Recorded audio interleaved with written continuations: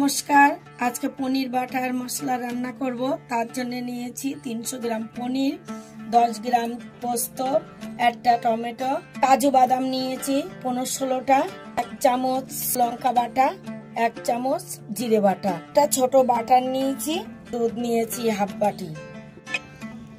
কড়াটা বসিয়ে দেব, তেল দিয়ে দেব। তেলটা গরম হয়ে গিয়েছে, এবার পনিরটা ভেজে নেব। পনিরটা এক সাইড ভাজা হয়ে গিয়েছে আর এক সাইড উল্টিয়ে দেব। পনির 2 সাইড ভাজা হয়ে গিয়েছে, এবার তুলে নেব। এই কড়াইতে বাটার দিয়ে দেব। ফোড়নে দিয়েছি শুকনো লঙ্কা একটা, দারচিনি আর এলাচ। ফোড়নটা লাল লাল হয়ে গিয়েছে, এবার টমেটোটা দিয়ে দেব। টমেটো একটু ভেজে নেব।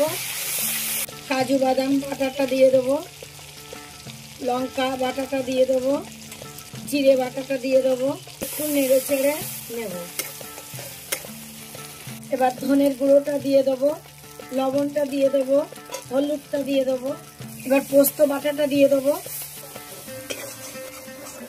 নেড়ে চেড়ে এবার পনিরটা দিয়ে দেবো।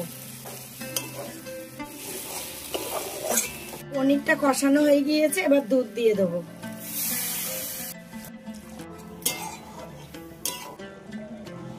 ঝোলটা ফুটে উঠেছে, এবার একটু চিনি দিয়ে দেবো। এবার গরম মশলাটা দিয়ে দেবো। এবার নুন চিনি চেক করে নামিয়ে দেবো। নুন চিনি ঠিক আছে, এবার নামিয়ে নেবো।